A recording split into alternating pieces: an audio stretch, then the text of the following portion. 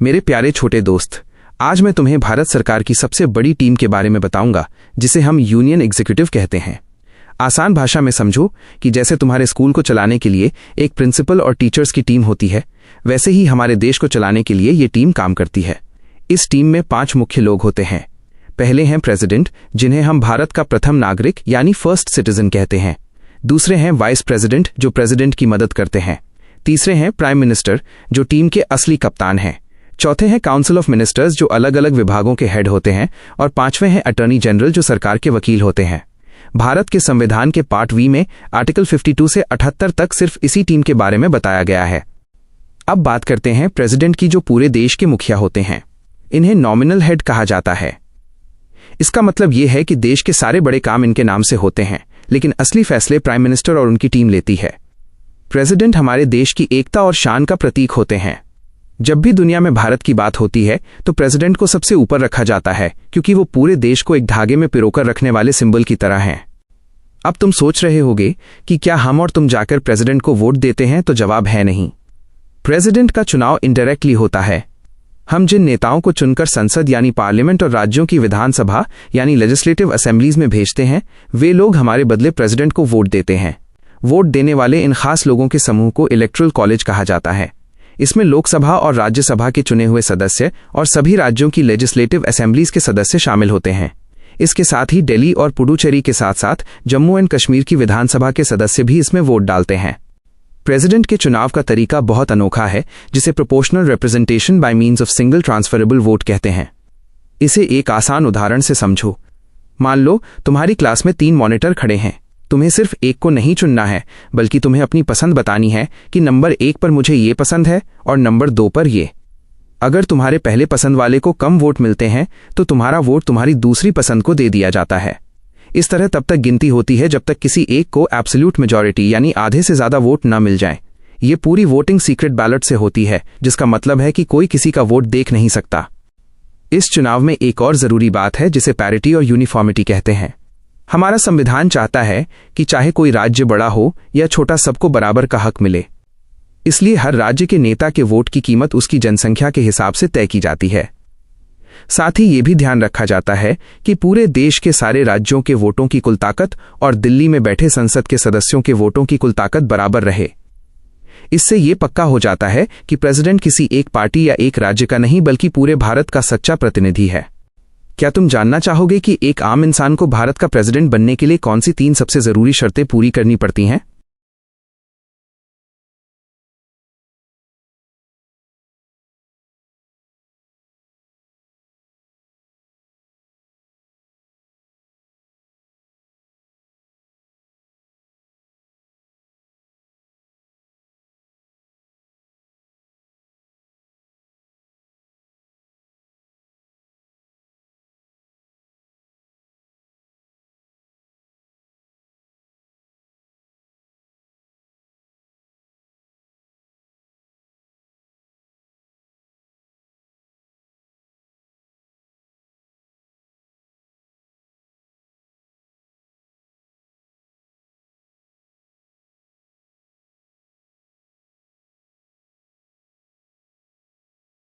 मेरे प्यारे छोटे दोस्त, भारत के राष्ट्रपति प्रेसिडेंट का चुनाव कैसे होता है, इसे हम दुनिया की सबसे आसान कहानी की तरह समझेंगे। मान लो कि ये एक बहुत बड़ा खेल है और इस खेल के नियम हमारे देश के सबसे बड़े कानून यानी संविधान कॉन्स्टिट्यूशन में लिखे गए हैं। इसे हम इनडायरेक्ट इलेक्शन, अप्रत्यक्ष चुनाव कहते हैं। इसका मतलब है कि जैसे तुम अपनी क्लास के मॉनिटर को खुद हाथ उठाकर चुनते हो, वैसा राष्ट्रपति के चुनाव में नहीं होता। यहां आम जनता, पब्लिक सीधे वोट नहीं देती, बल्कि हम जिन बड़े नेताओं, लीडर्स को चुनकर दिल्ली या अपने राज्य की राजधानी भेजते हैं, वे हमारे बदले राष्ट्रपति को चुनते हैं। इसी वोट देने वाले खास ग्रुप को हम इलेक्टोरल कॉलेज कहते हैं। इसमें सिर्फ इलेक्टेड मेंबर्स, चुने हुए सदस्य ही वोट दे सकते हैं, जिन्हें जनता ने खुद वोट देकर जिताया हो। इस खास इलेक्टोरल कॉलेज के क्लब में 3 तरह के लोग शामिल होते हैं। पहले हैं पार्लियामेंट, संसद के दोनों सदनों, लोकसभा और राज्यसभा के चुने हुए सदस्य। दूसरे हैं भारत के सभी राज्यों की लेजिस्लेटिव असेंबलीज, विधानसभा के चुने हुए सदस्य, जिन्हें हम एमएलए कहते हैं। और तीसरे हैं दिल्ली, पुडुचेरी और जम्मू कश्मीर जैसे यूनियन टेरिटरीज, केंद्र शासित प्रदेशों की विधानसभाओं के चुने हुए सदस्य। लेकिन याद रहे, नॉमिनेटेड मेंबर्स, मनोनीत सदस्य, जिन्हें राष्ट्रपति खुद बिना चुनाव के किसी खास खूबी की वजह से चुनते हैं, वे इस वोटिंग में हिस्सा नहीं ले सकते। अगर किसी राज्य की सरकार गिर गई हो और वहां की विधानसभा डिसॉल्व्ड भंग हो, तो वहां के नेता भी वोट नहीं दे पाएंगे। ये इसलिए किया जाता है ताकि सिर्फ वही लोग राष्ट्रपति चुने जिन्हें जनता का असली समर्थन प्राप्त है। अब बात करते हैं वोट की ताकत यानी वैल्यू ऑफ वोट की। यहां एक इंसान का एक वोट नहीं गिना जाता, बल्कि हर वोट के कुछ पॉइंट्स होते हैं। एक एमएलए के वोट की वैल्यू निकालने के लिए उस राज्य की टोटल पॉपुलेशन, कुल जनसंख्या को वहां की टोटल सीट से भाग डिवाइड दिया जाता है और फिर उसे 1000 से गुणा किया जाता है। इससे बड़े और छोटे राज्यों के बीच एक संतुलन बना रहता है। वहीं एक एमपी संसद सदस्य के वोट की वैल्यू निकालने के लिए पूरे देश के सभी राज्यों के विधायकों एमएलएस के वोटों की कुल वैल्यू को जोड़कर उसे संसद के कुल चुने हुए सदस्यों एमपीएस की संख्या से भाग दिया जाता है। इसका मकसद ये है कि केंद्र, यूनियन और सभी राज्यों स्टेट्स के बीच पैरिटी समानता बनी रहे, यानी जितनी ताकत दिल्ली के नेताओं के पास है उतनी ही ताकत पूरे देश के राज्यों के नेताओं के पास मिलकर हो। चुनाव जीतने के लिए किसी भी उम्मीदवार को सबसे ज्यादा वोट नहीं, बल्कि एक फिक्स्ड कोटा, निश्चित कोटा हासिल करना होता है। इसका फॉर्मूला है कुल वैध वोट, टोटल वैलिड वोट्स को 2 से भाग देकर उसमें 1 जोड़ देना, यानी जिसे 50% से एक भी वोट ज्यादा मिला वही विजेता बनेगा। ये चुनाव प्रोपोर्शनल रिप्रेजेंटेशन और सिंगल ट्रांसफरेबल वोट के जरिए होता है। इसमें सीक्रेट बैलेट, गुप्त मतदान का इस्तेमाल होता है, यानी कोई नहीं देख सकता कि किसने किसे वोट दिया। वोटर अपनी पसंद के हिसाब से उम्मीदवारों को 1, 2, 3 की रैंक देते हैं। अगर पहली पसंद में कोई नहीं जीतता तो सबसे कम वोट वाले के वोट दूसरों में बांट दिए जाते हैं जब तक कि कोई कोटा पूरा न कर ले। इस तरह भारत का राष्ट्रपति पूरे देश और सभी राज्यों का एक सच्चा प्रतिनिधि, रिप्रेजेंटेटिव बन जाता है। अगला कदम, क्या आप चाहते हैं कि मैं आपको एक छोटा सा प्रैक्टिस क्विज दूं ताकि आप चेक कर सकें कि आपको सब कुछ याद हो गया है या नहीं?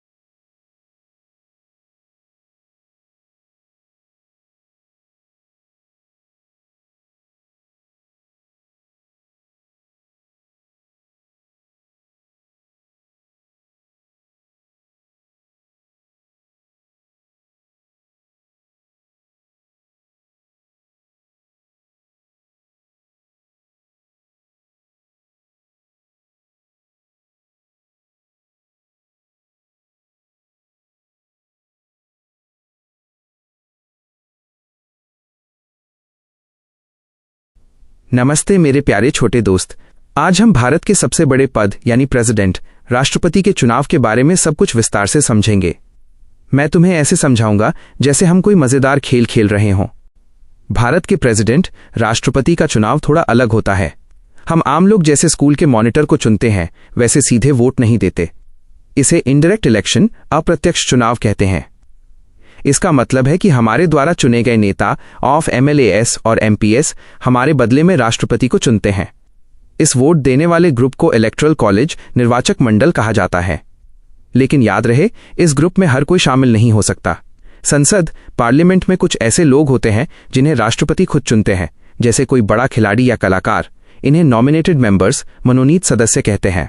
ये लोग इस चुनाव में वोट नहीं दे सकते। साथ ही राज्यों की लेजिस्लेटिव काउंसिल्स, विधान परिषद के सदस्य भी वोट नहीं डाल सकते। अगर किसी राज्य की सरकार गिर गई है और वहां की असेंबली, विधानसभा भंग यानी डिसॉल्व्ड है, तो वहां के नेता भी वोट नहीं दे पाएंगे। ये बिल्कुल वैसा ही है जैसे अगर आपकी क्लास की छुट्टी है तो आप उस दिन होने वाले क्लास टेस्ट में हिस्सा नहीं ले सकते। अब बात करते हैं कि वोट की गिनती कैसे होती है।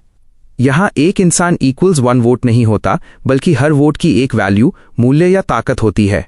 इसे निकालने का एक जादुई फॉर्मूला है। सबसे पहले एमएलए, विधायक के वोट की वैल्यू निकाली जाती है। इसके लिए उस राज्य की पूरी पॉपुलेशन, जनसंख्या को वहां के चुने हुए एमएलएस की संख्या से भाग डिवाइड दिया जाता है और फिर उसे 1000 से भी भाग दिया जाता है। उदाहरण के लिए, मान लो एक राज्य में बहुत सारे लोग रहते हैं तो वहां के एक एमएलए के वोट की ताकत, वैल्यू ज्यादा होगी। इसके बाद एमपी सांसद के वोट की वैल्यू निकाली जाती है। इसके लिए देश के सभी राज्यों के सभी एमएलएस के वोटों की कुल ताकत को जोड़कर उसे संसद के कुल चुने हुए एमपीएस की संख्या से भाग दिया जाता है। इससे केंद्र, सेंटर और राज्यों स्टेट्स के बीच ताकत का संतुलन बना रहता है। जीतने के लिए किसी भी उम्मीदवार को इलेक्टरल कोटा, चुनावी कोटा हासिल करना पड़ता है, जिसका मतलब है कि उसे कुल पड़े हुए वोटों का 50% जोड़ 1 वोट मिलना ही चाहिए। अब तुम्हारे मन में सवाल आएगा कि हम सब लोग, आम जनता, सीधे वोट क्यों नहीं देते? इसके 2 बड़े कारण हैं। पहला ये कि भारत बहुत बड़ा देश है। अगर हर कोई वोट देने लगेगा तो इसमें बहुत ज्यादा समय और पैसा खर्च होगा। प्रेसिडेंट हमारे देश के टिचुलर हेड, नाम मात्र के मुखिया होते हैं। जैसे घर में दादाजी होते हैं जिनका सब सम्मान करते हैं, लेकिन घर के जरूरी काम और फैसले मम्मी पापा यानी प्राइम मिनिस्टर लेते हैं। दूसरा कारण यह है कि भारत में पार्लियामेंट्री फॉर्म ऑफ गवर्नमेंट, संसदीय सरकार है। यहां असली ताकत प्राइम मिनिस्टर और उनकी टीम के पास होती है। अगर राष्ट्रपति का चुनाव भी जनता सीधे करती तो राष्ट्रपति को लगता कि उनके पास भी उतनी ही ताकत है, जिससे सरकार के 2 बड़े नेताओं के बीच लड़ाई हो सकती थी। इसलिए इस तरीके को अपनाया गया ताकि राष्ट्रपति पूरे देश और सभी राज्यों का एक प्यारा और साझा प्रतिनिधि, रिप्रेजेंटेटिव बन सके। प्रोनाउंसिएशन, उच्चारण गाइड। 1. नॉमिनेटेड, नॉमिनेटेड माइनस जिन्हें चुना गया हो। 2. लेजिस्लेटिव, लेजिस्लेटिव माइनस कानून बनाने वाली सभा। 3. अनॉमलस, अनॉमलस माइनस जो कुछ अजीब या गलत लगे। 4. कम्बरसम, कम्बरसम माइनस बहुत भारी या मुश्किल काम। 5. इलेक्टोरल, इलेक्टोरल माइनस चुनाव से जुड़ा हुआ। क्या आप चाहेंगे कि मैं आपको यह समझाऊं कि वोटिंग पेपर पर 1, 2, 3 की रैंकिंग कैसे दी जाती है? Single transferable vote.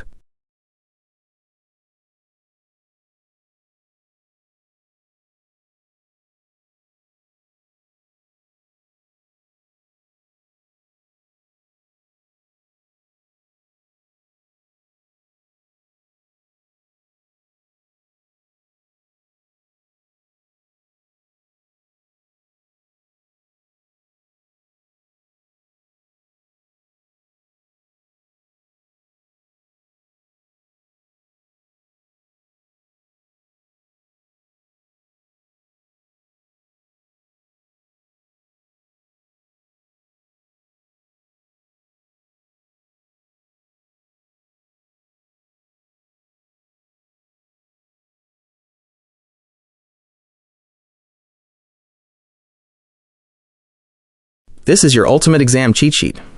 It is designed to be crisp, factually dense, and easy to memorize. The presidential election. 1-page revision. 1. The voting club. Electoral college. Article 54. Defines who votes. WHO votes. Elected only. MPs of Rajya Sabha and Lok Sabha. MLAs of all 28 states. MLAs of Delhi, Puducherry, and Jammu and Kashmir. UTs with assemblies. WHO cannot vote. The big no. Nominated members. 12 in Rajya Sabha, Science, Art, etc. Legislative councils, MLCs. Upper houses of states. Bicameral states like UP, Bihar. Dissolved assemblies. Members of a broken state government. 2. The power math, vote values. Principle. Uniformity among states and parity between union and states. MLA vote value. FRAC state population. 1971 census. Total elected MLAs times FRAC 1000. Highest value. Uttar Pradesh. 208. Lowest value. Sikkim. 7. MP vote value. FRAC. Total value OF all. MLAs IN. India total elected MPs 776. Current value 700. Reduced from 708 in 2022 due to J&K assembly changes. Winning quota. FRAC total valid votes 1 + 1 + 1. Absolute majority. 3. Key facts and latest data. Election method. Proportional representation by single transferable vote, STV. Voting. Secret ballot. No party whip allowed. Members can vote for anyone. Nomination. Candidate needs 50 proposers and 50 seconders from the Electoral College. Security deposit. 15,000 rupees. Forfeited if candidate fails to get 1/6 of votes. 2022.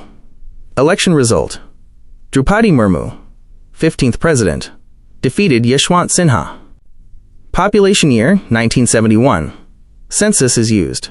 Frozen until 2026 by 84th Amendment. 4. Why indirect election? Titular head. President is a formal head. PM holds real power. Harmony. Prevents conflict of two directly elected bosses. Economy. Saves massive time/money for a ceremonial post. Daily revision and memory anchors. The morning 3-step trick. Step 1. Visualization. Close your eyes. Imagine a scale. Put all MLAs on one side and all MPs on the other. They must balance perfectly. This is the parity concept. Step 2. The 1971 hook. Remember the year 1971 as the time machine year. We pretend India's population never changed for this election to keep it fair. Step 3. The N rule. Nominated equals no. Non-assembly equals no. Memory anchors. The 50-50 rule. You need 50 fans to suggest your name, and 50 more to clap for it. Proposers/seconders. The secret anchor. Unlike normal voting where parties tell you who to vote for, here it is a secret ballot. You are the secret agent of your own conscience. The 700 anchor, 1 megapixel vote is worth exactly 700 points now, like a perfect score. Revision schedule. Week 1. Read the formulas only. Week 2. Recall the who cannot vote list while brushing your teeth. Week 3. Explain the two bosses problem to a friend or even a soft toy. The Feynman technique. Would you like me to write a 5-question mock challenge based on this cheat sheet to test your memory?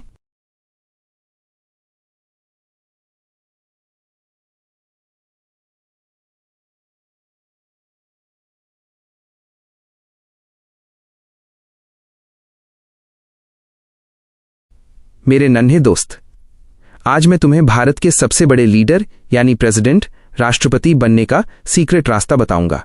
हम इसे एक कहानी की तरह समझेंगे ताकि तुम्हारे दिमाग में ये बात एकदम साफ, क्रिस्टल क्लियर हो जाए।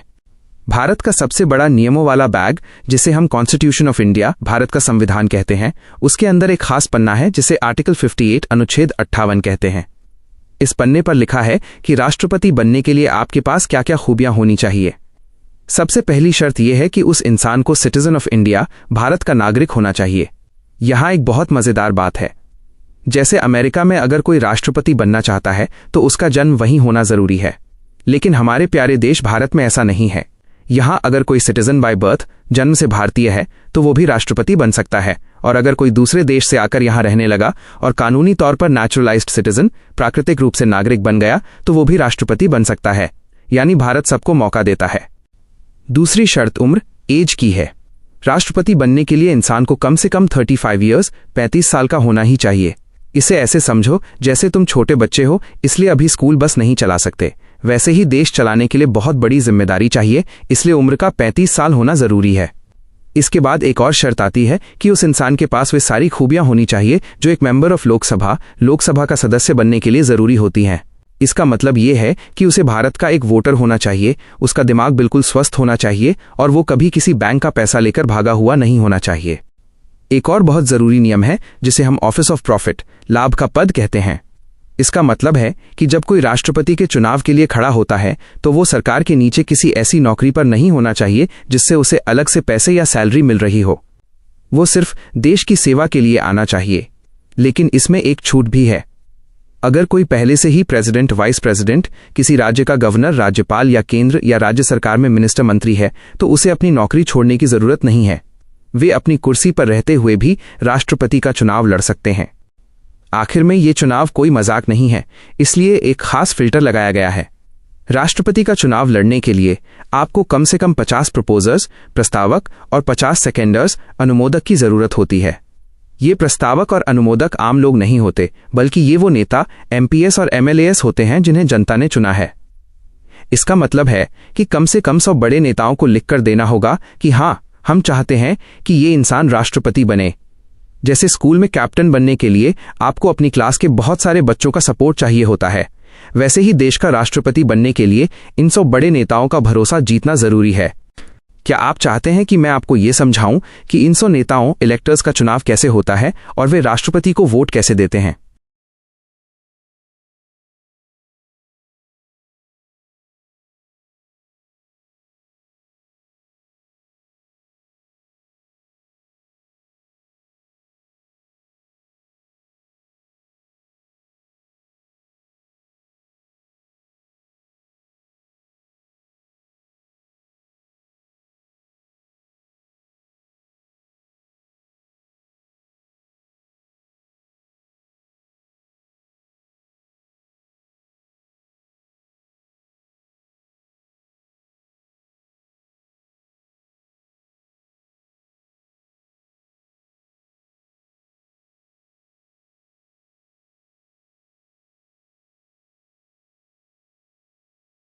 नमस्ते मेरे नन्हे दोस्त।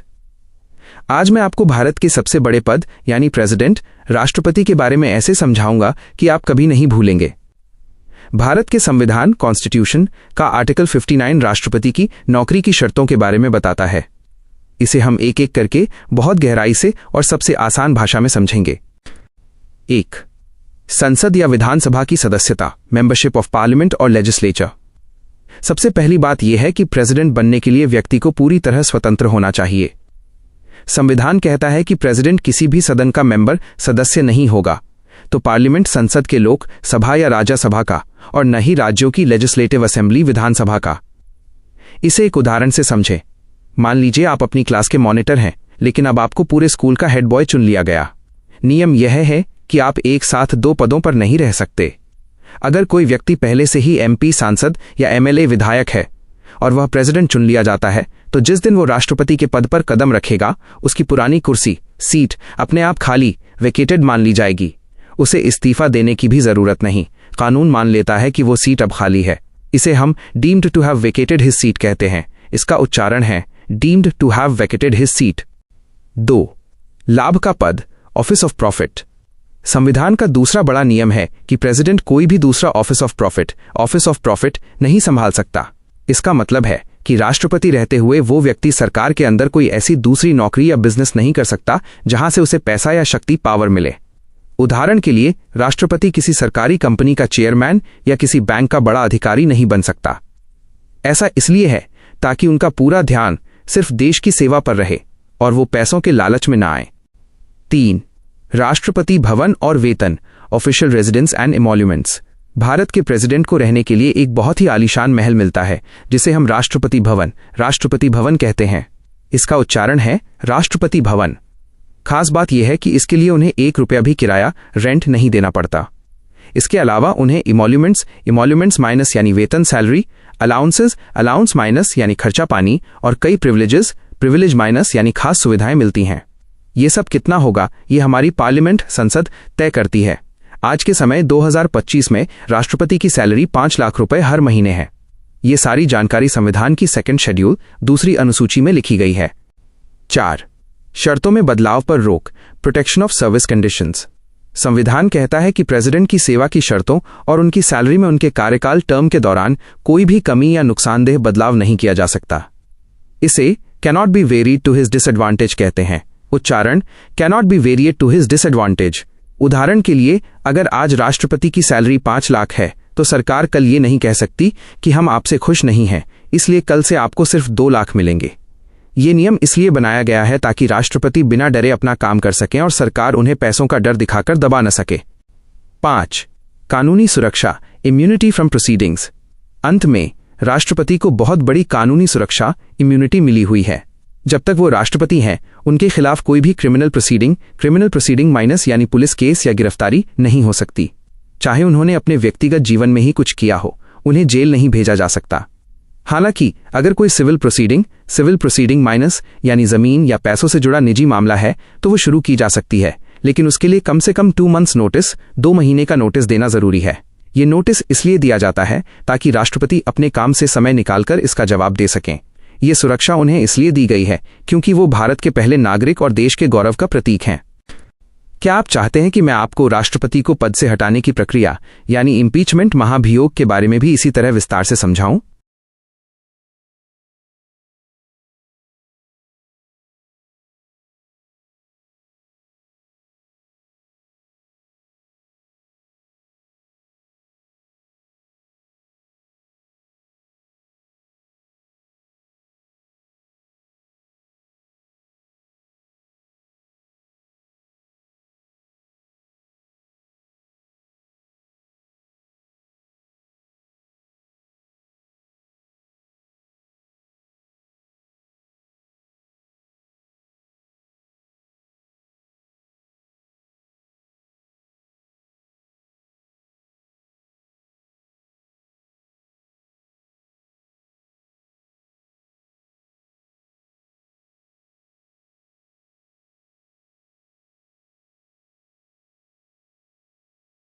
नमस्ते मेरे नन्हे दोस्त।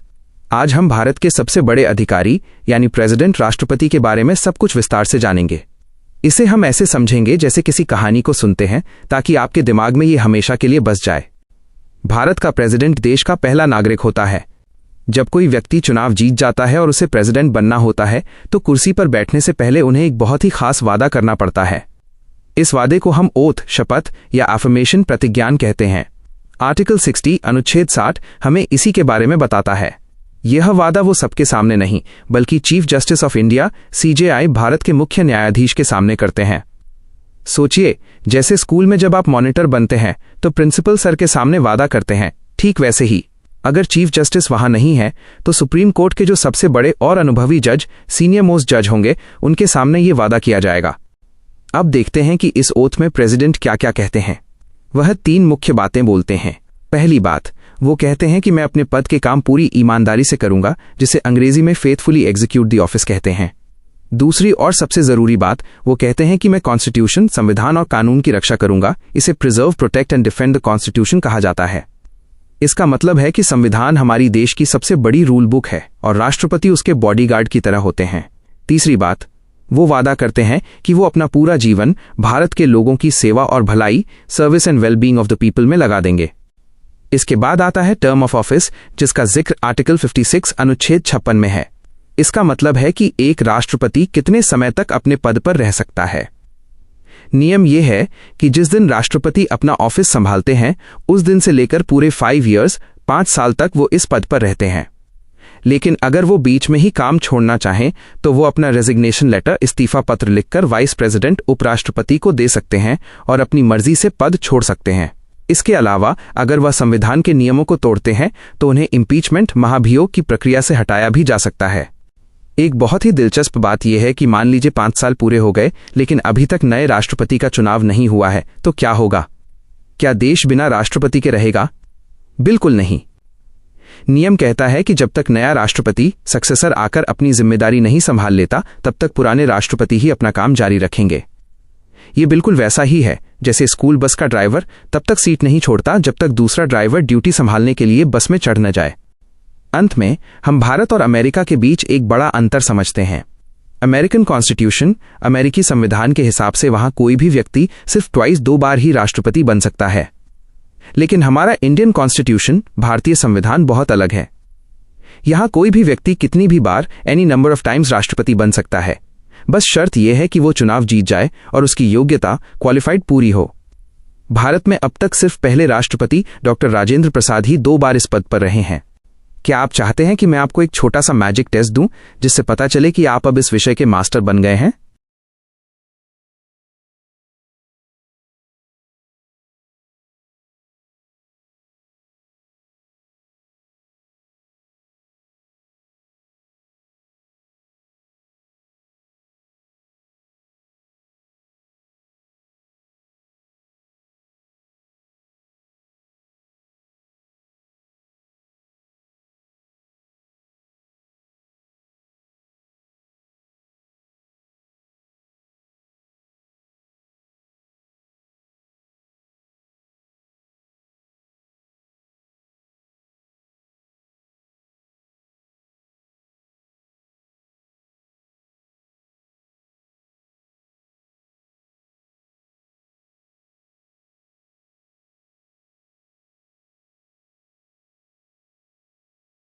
नमस्ते मेरे नन्हे जीनियस। आज हम भारत के सबसे बड़े लीडर यानी प्रेसिडेंट, राष्ट्रपति को उनके पद से हटाने के नियम के बारे में सीखेंगे। इसे बहुत ही आसान हिंदी में समझते हैं। इम्पीचमेंट का मतलब होता है हटाने की प्रक्रिया। हमारे देश के कॉन्स्टिट्यूशन माने संविधान में यह लिखा है कि अगर राष्ट्रपति अपनी मर्जी से काम करने लगें और रूल बुक, संविधान की बात न माने तो उन्हें उनके समय से पहले ही हटाया जा सकता है।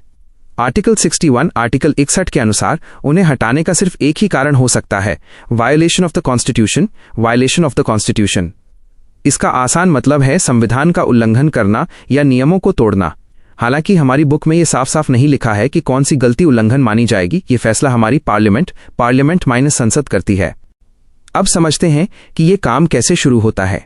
यह एक क्वाजी जुडिशियल प्रोसेस है। इसका मतलब है कि ये आधा मीटिंग जैसा है और आधा कोर्ट के केस जैसा। इसे संसद के किसी भी हाउस माइनस सदन में शुरू किया जा सकता है, चाहे वो लोकसभा हो या राज्यसभा। मान लीजिए लोकसभा के लोग राष्ट्रपति से नाराज हैं, तो सबसे पहले उस घर के 1/4 सदस्यों को एक कागज पर साइन करना होगा। उदाहरण के लिए अगर क्लास में 100 बच्चे हैं तो कम से कम 25 बच्चों को लिखकर देना होगा कि हमें लगता है कि प्रेसिडेंट ने गलती की है।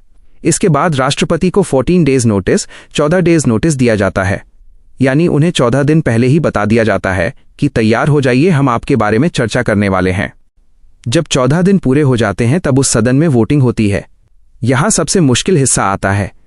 राष्ट्रपति को हटाने के लिए 2/3 RD मेजॉरिटी 2/3 मेजॉरिटी की जरूरत होती है। इसका मतलब है कि अगर 3 लोग हैं तो कम से कम 2 लोगों का हाँ कहना जरूरी है। जब पहला सदन हाउस इस भारी बहुमत से बिल पास कर देता है तो इसे दूसरे सदन में भेजा जाता है। वो दूसरा सदन एक जज की तरह इन्वेस्टिगेशन माइनस जांच करता है। इस दौरान राष्ट्रपति को पूरा हक है कि वे खुद वहां आएं या अपने किसी वकील को भेजें और अपनी सफाई दें कि उन्होंने कुछ गलत नहीं किया है। अंत में अगर दूसरा सदन भी जांच के बाद ये मान लेता है कि राष्ट्रपति ने गलती की है और वहां भी 2/3 RD मेजॉरिटी 2/3 बहुमत से वोट मिल जाते हैं, तो उसी वक्त राष्ट्रपति को अपनी कुर्सी छोड़नी पड़ती है। इसे ही रिमूव्ड विद इमीडिएट इफेक्ट कहते हैं। यहां एक बहुत दिलचस्प बात, स्ट्राइकिंग कॉन्ट्रास्ट ये है कि राष्ट्रपति को चुनने इलेक्शन में राज्यों के विधायक MLAs भी वोट देते हैं, लेकिन उन्हें हटाने इम्पीचमेंट के समय राज्यों का कोई रोल नहीं होता। साथ ही नॉमिनेटेड मेंबर्स माइनस जिन्हें राष्ट्रपति ने खुद चुना था, चुनाव में तो वोट नहीं देते, लेकिन उन्हें पद से हटाने के लिए वोट जरूर देते हैं। भारत में आज तक किसी भी राष्ट्रपति को इस तरह नहीं हटाया गया है। क्या आप चाहते हैं कि मैं आपको लोकसभा और राज्यसभा के बीच का अंतर और भी आसान तरीके से समझाऊं?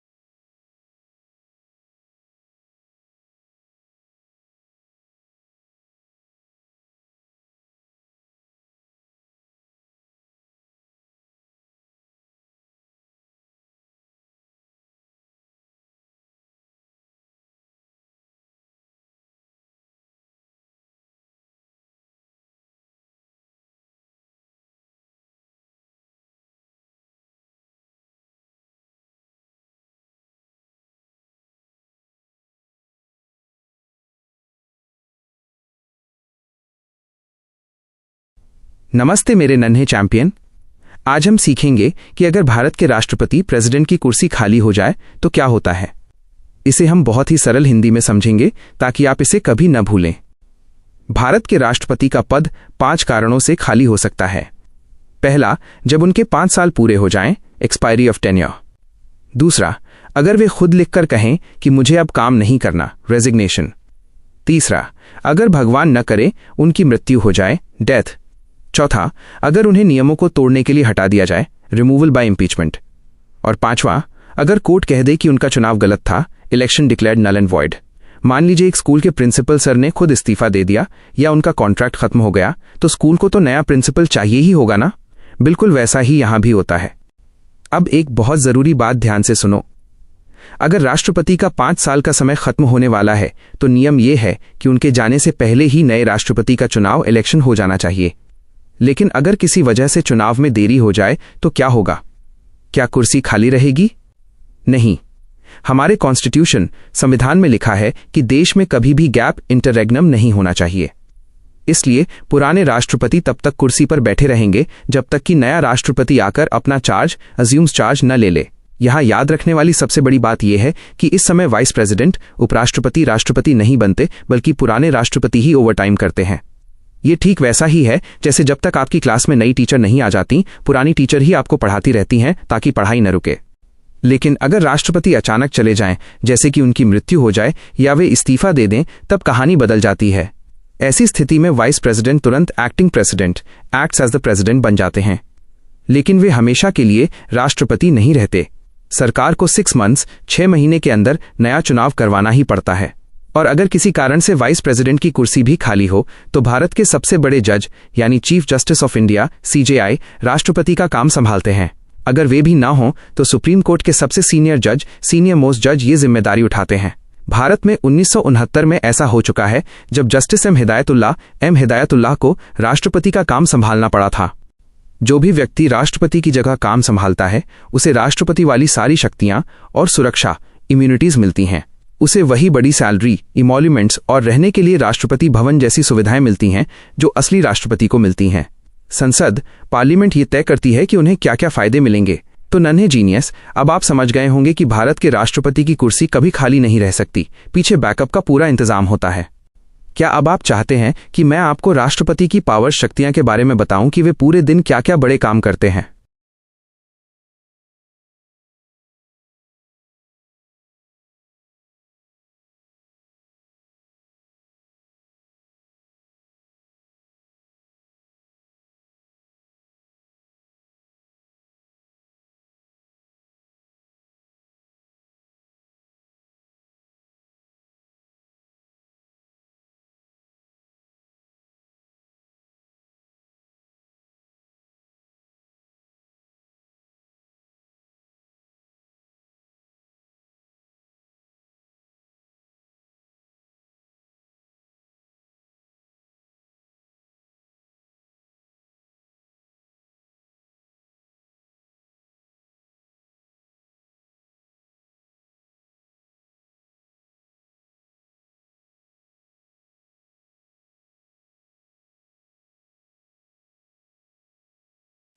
नमस्ते मेरे नन्हे चैंपियन। अब हम भारत के सबसे बड़े पद यानी प्रेसिडेंट, राष्ट्रपति के बारे में सब कुछ अपनी प्यारी हिंदी भाषा में समझेंगे।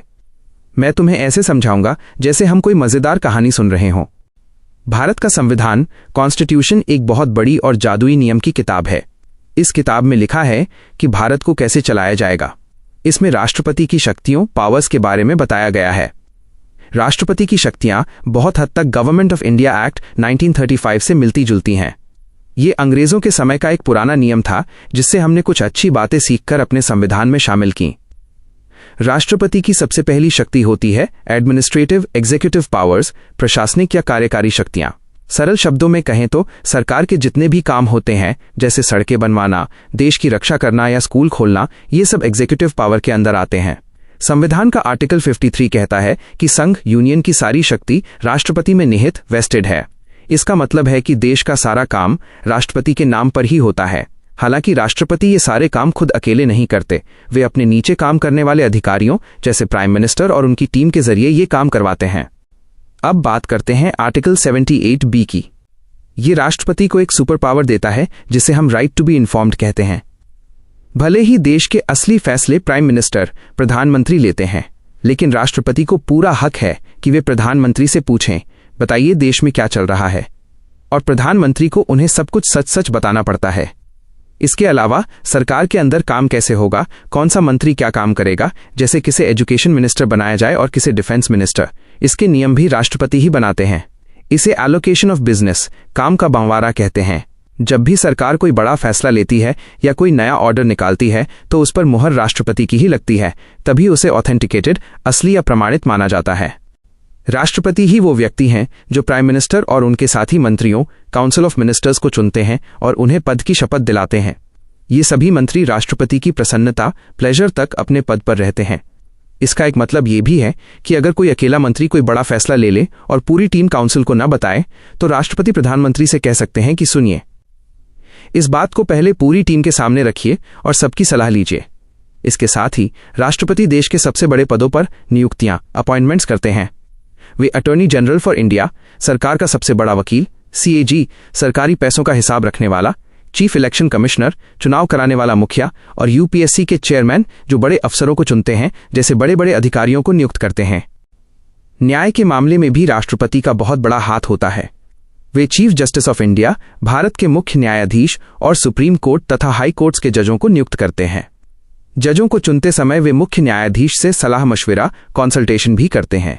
अंत में हमारे देश में जो लोग थोड़े पिछड़े हुए हैं, जैसे scheduled castes SC, scheduled tribes ST और OBC, उनकी स्थिति सुधारने के लिए राष्ट्रपति एक विशेष टीम या कमीशन आयोग बना सकते हैं।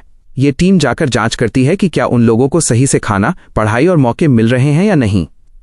तो देखा तुमने, राष्ट्रपति हमारे देश के एक ऐसे दादाजी की तरह हैं जो खुद भले ही दौड़ भाग ना करें, लेकिन घर का हर बड़ा फैसला उनकी मर्जी और उनके नाम से ही होता है।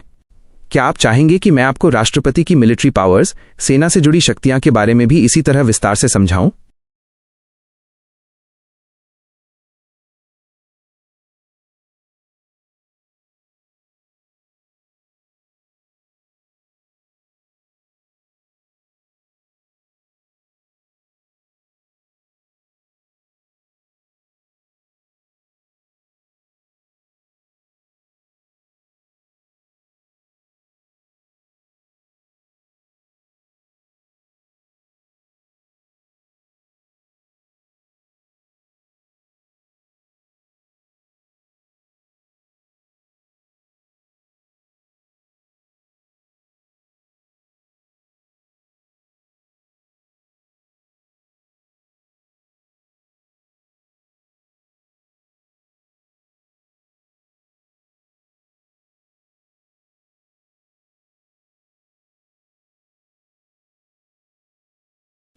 मेरे प्यारे छोटे दोस्त, भारत के प्रेसिडेंट, राष्ट्रपति के बारे में समझना बहुत मजेदार है।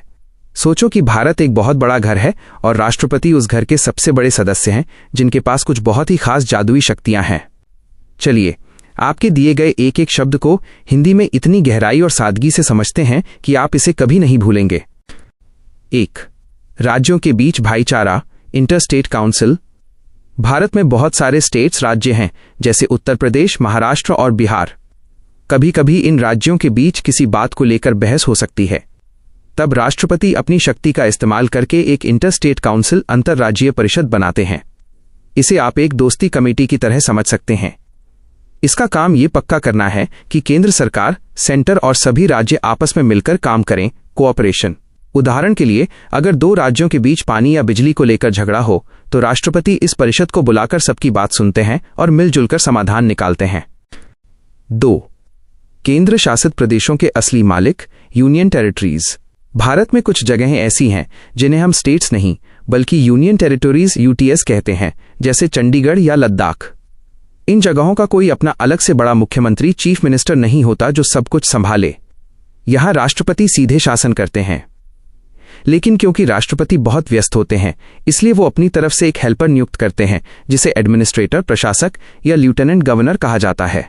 ये बिल्कुल वैसा ही है जैसे आपकी क्लास में टीचर की अनुपस्थिति में एक मॉनिटर क्लास संभालता है, लेकिन असली पावर टीचर राष्ट्रपति के पास ही रहती है। 3. आदिवासी भाई बहनों के रक्षक, स्केड्यूल्ड एरियाज। हमारे देश में कुछ ऐसे इलाके हैं जहां बहुत ही मासूम और अपनी परंपराओं से प्यार करने वाले आदिवासी ट्राइब्स रहते हैं। राष्ट्रपति के पास ये पावर है कि वो किसी भी इलाके को स्केड्यूल्ड एरिया, अनुसूचित क्षेत्र घोषित कर सकते हैं। एक बार जब वो ऐसा कर देते हैं तो उस इलाके के प्रशासन, एडमिनिस्ट्रेशन की पूरी जिम्मेदारी राष्ट्रपति की हो जाती है। वो ये पक्का करते हैं कि कोई भी बाहरी व्यक्ति उन आदिवासी भाई बहनों की जमीन न छीने और उनकी संस्कृति सुरक्षित रहे। ये राष्ट्रपति का एक सुरक्षा कवच है जो वो इन खास इलाकों को देते हैं। 4. सरकारी अफसरों की भर्ती, अपॉइंटमेंट ऑफ ब्यूरोक्रेसी। अब यहां एक बहुत बड़ा अंतर है जो आपको समझना चाहिए। अमेरिका USA में स्पॉइल सिस्टम चलता है। इसका मतलब है कि वहां का राष्ट्रपति जीतने के बाद अपनी मर्जी से अपने दोस्तों या मददगारों को बड़े सरकारी पदों पर बैठा सकता है। इससे क्या होता है, कभी कभी कम काबिल, इंफीरियर लोग भी ऊंचे पदों पर आ जाते हैं। लेकिन भारत का संविधान, कॉन्स्टिट्यूशन बहुत ही ईमानदार है। यहां नो स्पॉइल सिस्टम है। हमारे यहां राष्ट्रपति अपनी मर्जी से किसी को अफसर नहीं बना सकते। भारत में इसके लिए UPSC, union public service commission नाम की एक संस्था है। राष्ट्रपति के लिए यह अनिवार्य, ऑब्लिगेटरी है कि वो ऊंचे अफसरों को चुनते समय UPSC की सलाह लें। अगर राष्ट्रपति UPSC की बात नहीं मानते तो सरकार को संसद ऑन 5 पार्लियामेंट में जाकर जवाब देना पड़ता है कि उन्होंने ऐसा क्यों किया। इसका मतलब है कि भारत में सिर्फ वही अफसर बनेगा जो सबसे ज्यादा होशियार, मेरिट होगा, न कि वो जो राष्ट्रपति का दोस्त होगा। 5. कानून बनाने की शक्ति, लेजिस्लेटिव पावर्स। आमतौर पर कानून बनाना संसद, पार्लियामेंट का काम है। लेकिन भारतीय संविधान में राष्ट्रपति को भी कानून बनाने की प्रक्रिया में शामिल किया गया है। अमेरिका में कानून बनाने वाले और उसे लागू करने वाले बिल्कुल अलग होते हैं, लेकिन भारत में राष्ट्रपति कानून बनाने की शक्ति लेजिस्लेटिव स्फीयर में भी दखल देते हैं। इसे हम सेपरेशन ऑफ पावर्स, शक्तियों का बंटवारा के सिद्धांत से थोड़ा अलग हटकर मानते हैं। 6. इमरजेंसी कानून, अध्यादेश, ऑर्डिनेंस प्रोमलगेशन पावर। यह राष्ट्रपति की सबसे शक्तिशाली और जरूरी शक्ति है। इसे आर्टिकल 123 अनुच्छेद 123 कहा जाता है। सोचिए कि संसद जो कानून बनाती है कि छुट्टियां चल रही हैं, लेकिन देश में अचानक कोई बड़ी मुसीबत आ जाए जिसके लिए तुरंत एक कानून की जरूरत हो। ऐसे में राष्ट्रपति ऑर्डिनेंस, अध्यादेश जारी करते हैं। ये एक इमरजेंसी कानून की तरह है, जिसका असर बिल्कुल वैसा ही होता है जैसे संसद द्वारा बनाए गए किसी असली कानून का, लेकिन इसके कुछ नियम, लिमिटेशंस हैं। ये हमेशा के लिए नहीं होता। जैसे ही संसद की छुट्टियां खत्म होती हैं और वो वापस मिलते हैं, तो उन्हें इस अध्यादेश को 6 हफ्तों के अंदर पास करना पड़ता है, वरना ये कानून खत्म हो जाता है। अगला कदम, क्या आप राष्ट्रपति की वीटो पावर, जिससे वो किसी कानून को रोक सकते हैं, के बारे में जानना चाहेंगे, या मैं आपको उनके मिलिट्री पावर्स, सेना के कमांडर के रूप में के बारे में बताऊं?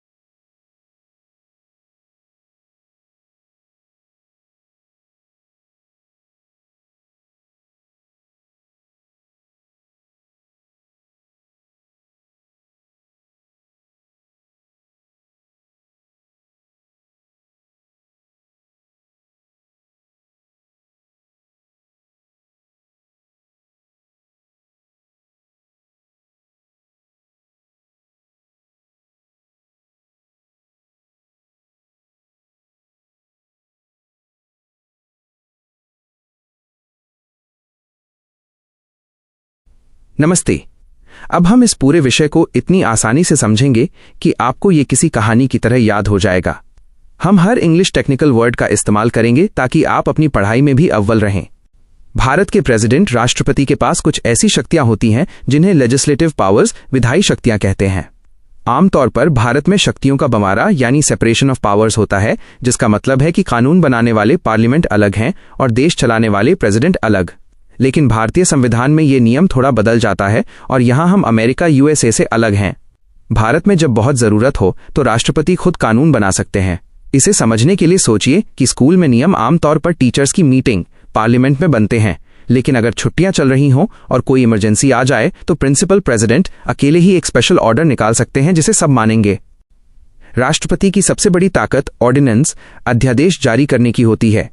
हमारे संविधान के आर्टिकल 123 अनुच्छेद 123 में ये लिखा है, ऑर्डिनेंस एक ऐसा तुरंत वाला कानून है जो राष्ट्रपति तब लाते हैं जब देश को किसी कानून की सख्त और तुरंत जरूरत हो, लेकिन पार्लियामेंट, संसद के दोनों घर, लोकसभा और राज्यसभा काम न कर रहे हों, यानी वे रिसेस या छुट्टी पर हों। इस ऑर्डिनेंस की ताकत उतनी ही होती है जितनी संसद द्वारा बनाए गए किसी असली कानून की। उदाहरण के लिए मान लीजिए अचानक रात में पता चले कि कल से प्लास्टिक पर पूरी तरह रोक लगानी है, लेकिन संसद की बैठक नहीं चल रही, तो राष्ट्रपति ऑर्डिनेंस लाकर उसे तुरंत कानून बना सकते हैं। लेकिन राष्ट्रपति अपनी मर्जी से कुछ भी नहीं कर सकते। उन पर कुछ लिमिटेशंस, पाबंदियां होती हैं। पहली बात यह कि राष्ट्रपति केवल उन्हीं विषयों पर ऑर्डिनेंस ला सकते हैं जिन पर संसद को कानून बनाने का हक है। दूसरी बात, ये कानून हमारे फंडामेंटल राइट्स, मौलिक अधिकारों को नहीं छीन सकता। तीसरी और सबसे जरूरी बात यह कि ऑर्डिनेंस तभी लाया जा सकता है जब संसद के दोनों सदनों में से कम एक सदन सत्र में ना हो, यानी नॉट इन सेशन हो, क्योंकि कानून बनाने के लिए दोनों सदनों की रजामंदी चाहिए होती है। इसलिए अगर एक भी छुट्टी पर है तो राष्ट्रपति ये शक्ति इस्तेमाल कर सकते हैं। इसे पैरेलल लेजिस्लेशन, समानांतर कानून व्यवस्था नहीं कहा जा सकता, क्योंकि ये संसद का विकल्प नहीं है, बल्कि सिर्फ एक इमरजेंसी रास्ता है। राष्ट्रपति को ये पूरी तरह सैटिस्फाइड, संतुष्ट होना पड़ता है कि स्थिति सच में इतनी गंभीर है कि अभी के अभी एक्शन लेना जरूरी है। Image showing the life cycle of an ordinance from promulgation by the President to approval by Parliament. इस तुरंत वाले कानून की एक एक्सपायरी डेट भी होती है। जैसे ही संसद की छुट्टियां खत्म होती हैं और वे वापस काम पर मिलते हैं तो उस ऑर्डिनेंस को संसद के सामने रखना पड़ता है। संसद के मिलने की तारीख से 6 वीक्स 6 हफ्ते के अंदर उसे पास करना जरूरी है। अगर 6 हफ्ते बीत गए और संसद ने कुछ नहीं किया तो वो कानून नल एंड वॉइड, बेकार या खत्म हो जाएगा। अगर संसद चाहे तो 6 हफ्ते से पहले भी उसे वोटिंग करके खत्म कर सकती है या राष्ट्रपति खुद भी उसे वापस ले सकते हैं। इस हिसाब से एक ऑर्डिनेंस ज्यादा से ज्यादा 6 मंथ्स एंड 6 वीक्स 6 महीने और 6 हफ्ते तक ही जिंदा रह सकता है, क्योंकि 2 संसद सत्रों के बीच अधिकतम 6 महीने का गैप हो सकता है। अंत में आता है जुडिशियल रिव्यू, न्यायिक समीक्षा का हिस्सा, जिसका मतलब है कि क्या कोर्ट राष्ट्रपति के फैसले को चेक कर सकता है। RC Cooper v Union of India case 1970 में सुप्रीम कोर्ट ने कहा कि अगर राष्ट्रपति ने खराब नियत यानी मलाफी तरीके से जानबूझकर संसद को छुट्टी पर भेजकर कोई विवादित कानून पास किया है तो कोर्ट उसे रद्द कर सकता है। हालांकि बीच में 38th अमेंडमेंट एक्ट 1975 ने इस पावर को कोर्ट से छीन लिया था, लेकिन बाद में 44th अमेंडमेंट एक्ट 1978 ने इसे फिर से बहाल कर दिया। तो आज की सच्चाई ये है कि अगर राष्ट्रपति गलत इरादे से कोई ऑर्डिनेंस लाते हैं तो उसे अदालत में चुनौती दी जा सकती है। क्या आप चाहेंगे कि मैं इन कठिन शब्दों जैसे मलाफाइड या प्रोमलगेट की एक लिस्ट बनाकर उनका सही उच्चारण, प्रोनंसिएशन और मतलब और भी आसान तरीके से समझाऊं?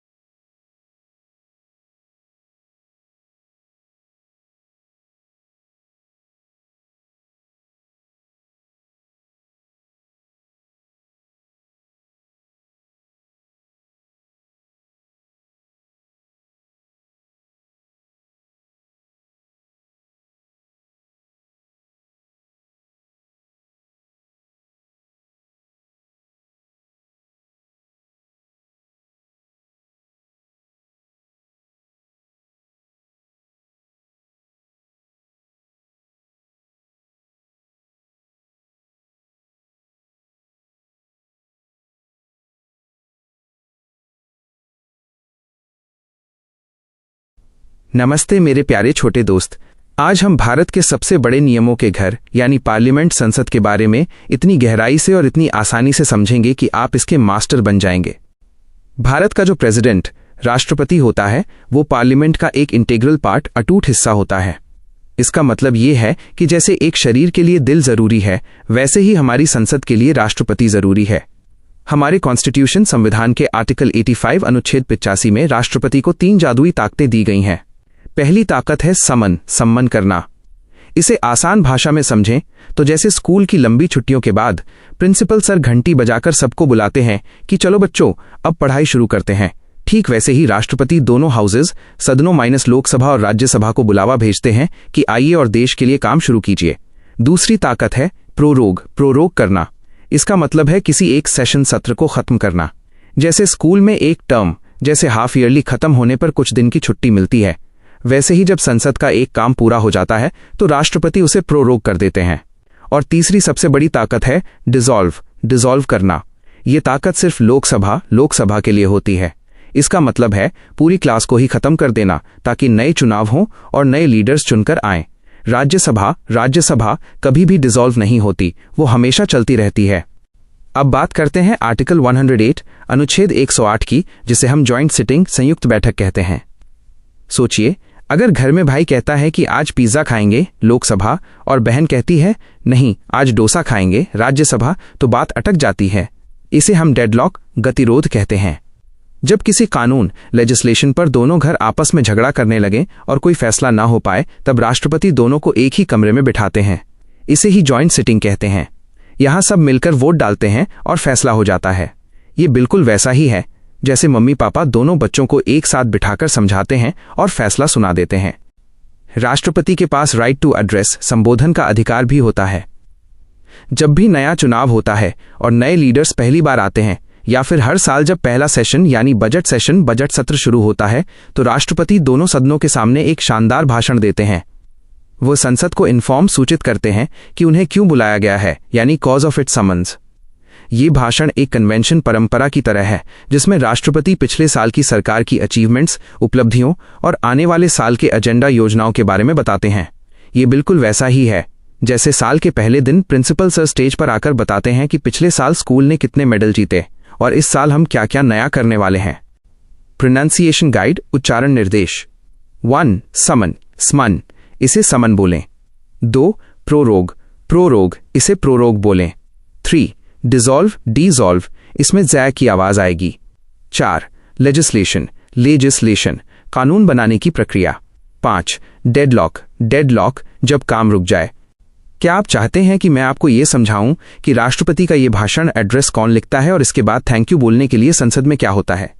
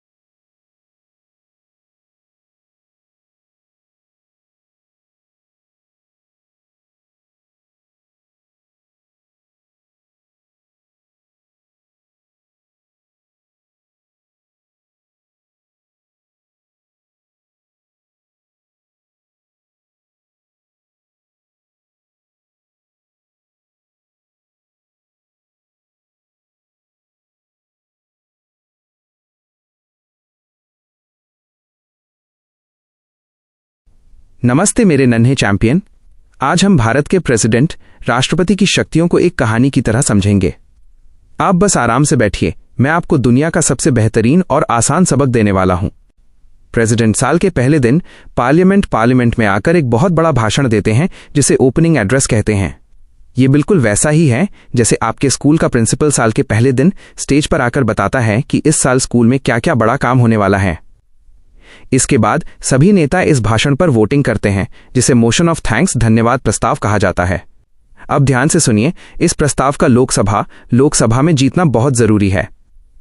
अगर लोकसभा के आधे से ज्यादा नेताओं ने इसके खिलाफ वोट दे दिया तो इसका मतलब है कि उन्हें अपनी सरकार पर भरोसा नहीं है और पूरी की पूरी सरकार, रूलिंग गवर्नमेंट को हार मानकर इस्तीफा, रिजाइन देना पड़ेगा। लेकिन अगर राज्यसभा में ये प्रस्ताव हार भी जाए तो सरकार नहीं गिरती। ऐसा इसलिए है क्योंकि आर्टिकल 75 अनुच्छेद 75 कहता है कि सरकार को अपनी ताकत सिर्फ लोकसभा में साबित करनी होती है। पर हां, अगर राज्यसभा में यह प्रस्ताव हारता है तो इसे बहुत बुरा माना जाता है।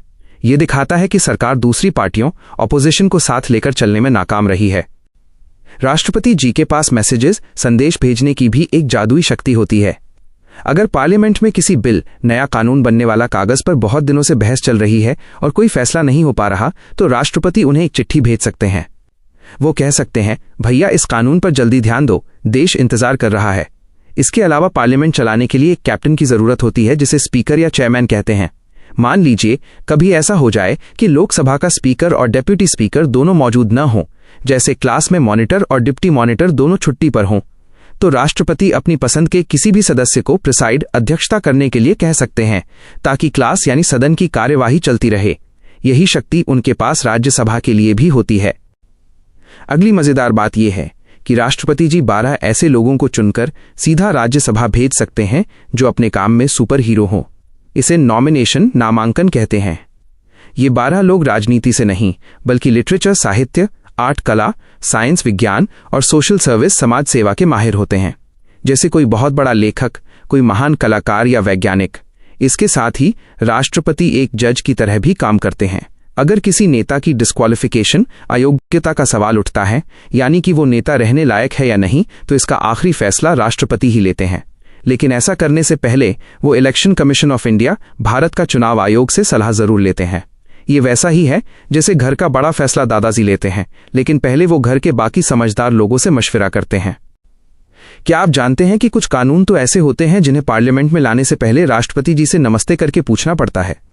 इसे प्रायर रिकमेंडेशन, पूर्व सिफारिश कहते हैं।